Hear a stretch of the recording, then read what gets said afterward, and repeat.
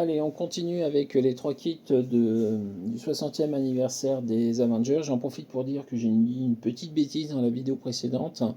Les figurines Spider-Man et Miles Morales sont bien évidemment encore jouables en moderne, puisqu'on remonte jusqu'à X of Sword. J'ai confondu avec l'extension précédente de Spider-Man, mais non, ces figurines-là sont encore jouables. Allez, on attaque Avenger 60e anniversaire. On va commencer donc par le kit de Captain America que vous avez ici. Il y aura aussi le kit d'Iron Man et le kit de Hulk. Hop, un petit visuel. Voilà, vous voyez que tout autour, j'ai pas encore rangé ce que j'ai ouvert jusque là. Voilà, donc hop, on a des tokens, des objets, plein de choses. On a une map. On a une carte pour un terrain spécial à l'intérieur du pack.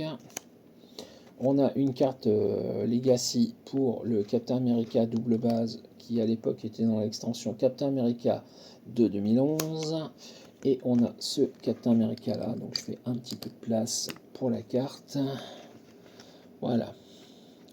Leading the Charge, donc il est Team Avenger, il est allé Keyword Avenger, Past et Soldier. Leading the Charge, donc mener la charge. Leadership, volonté.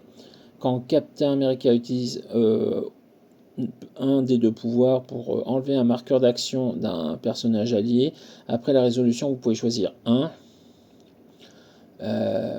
Vous pouvez soigner ce personnage d'un clic, ou vous pouvez enlever un marqueur additionnel de ce personnage.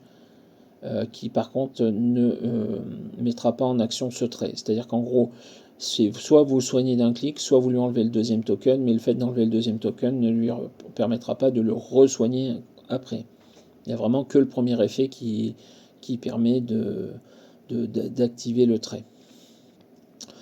Il alterne entre le tir et le contact, il est Precision Strike tout du long. Il a de la déflexion quand il tire, il a du combat réflexe quand il est au contact, il a de l'aggravation, il a de l'empower suivant s'il est à distance ou s'il est au contact. Franchement, une bonne petite figue bien construite comme j'aime. Après, j'aurais préféré 3 clics de running shot, 3 clics de charge, mais bon, ça c'est ma lubie de dire que des fois les figurines ne sont pas vraiment construites comme j'aimerais. Et puis il a un deuxième trait. Écoutez Avenger, les personnages alliés avec le mot-clé Avenger qui n'ont pas de marqueur d'action ont Safeguard Outwit. Donc Safeguard Outwit, ça veut dire qu'on ne peut pas outwiter aucun de leurs pouvoirs.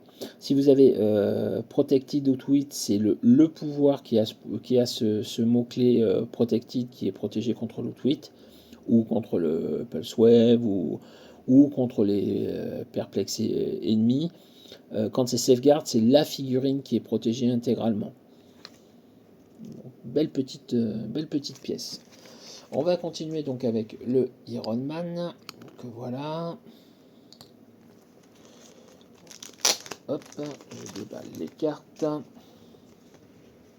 Donc là aussi, dans les terrains, il y a un terrain spécial. Les terrains, ils sont là. La carte est là. On a en carte Legacy le Iron Doom. C'était une super rare, je crois, de The Invisible Iron Man en 2013. Il me semble que je l'ai. Et donc Superior Iron Man, il est Avenger, Illuminati, Stark Industries, Symbiote, Armor, Celebrity, Scientist. Il est à l'extrémiste 3.0, il est à perplexe. Quand Superior Iron Man ou un personnage avec le token Extremis utilise perplexe, après la résolution, vous pouvez donner à tous les personnages ciblés un marqueur Extremis, s'ils n'en ont pas déjà un. Et si tous les autres personnages standards sur la map ont un marqueur Extremis, on modifie les valeurs de combat d'Iron Man de plus 2, il est Cosmic Power. Donc oui, l'idée ça va être effectivement de propager le plus possible les marqueurs Extremis.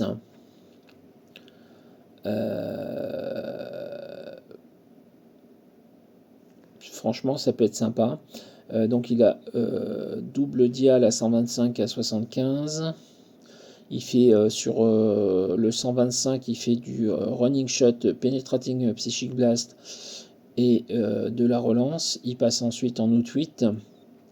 Au niveau du déplacement, il bascule ensuite en sidestep puis en charge. Il a de la precision strike. Il a de l'invulnérabilité. Et il finit en pouvoir blanc de dégâts. Donc on va voir ce que font les pouvoirs blancs. Le pouvoir blanc de défense, c'est invulnérabilité et mastermind. Et on modifie la défense de +1 pour chaque personnage de adjacent qui a un marqueur extremis. En pouvoir de dégâts, c'est exploit weakness. Et quand Superior Spider-Man utilise Perplex, il peut à la place cibler tous les personnages adverses à la portée dans la ligne de vie et choisir une seule valeur de combat pour tous. C'est-à-dire qu'il peut par exemple baisser de 1 la défense de tous les personnages adverses à la portée sur lesquels il a la ligne de vue. Et il a la Team Ability Underworld. Et la capacité d'équipe Underworld. Donc c'est vraiment une version méchante d'Iron Man. C'est au moment, je pense, j'ai mangé le nom.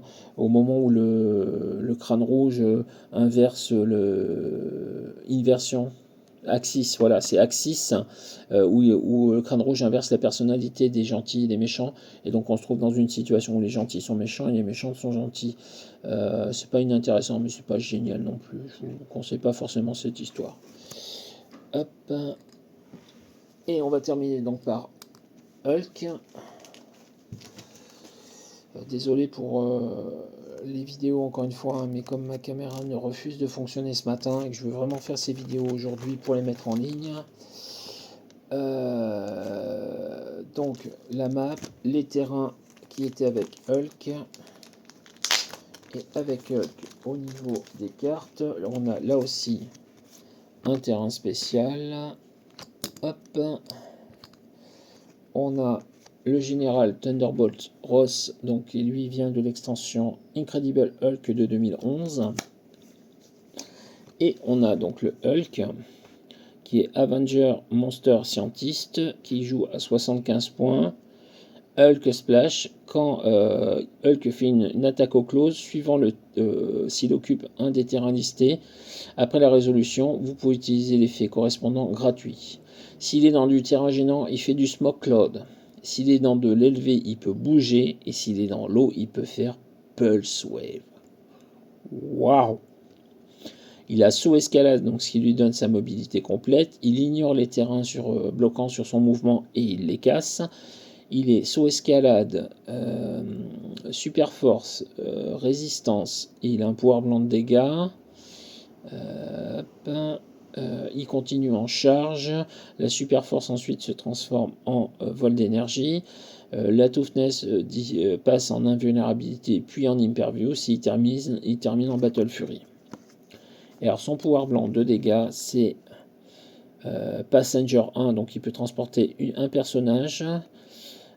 Et en action gratuite, il peut faire une close attaque, mais seulement pour cibler un personnage qui ont été attaqués par un autre personnage allié avec le mot-clé scientiste. Donc il faut le jouer avec un scientiste.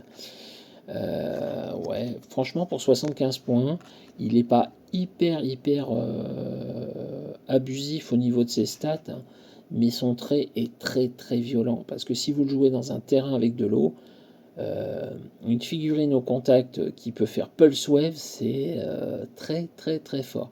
Vous l'envoyez au milieu de la mêlée si la mêlée se passe dans l'eau, et pan, il fait une Pulse Wave au moment où personne ne l'attend.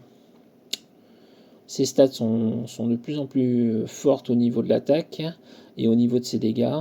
Bon, elle décroît au niveau de sa vitesse et au niveau de sa défense, mais les pouvoirs de défense augmentent et sa mobilité est de plus en plus violente. Donc franchement, très bonne figurine. A tout de suite pour la suite.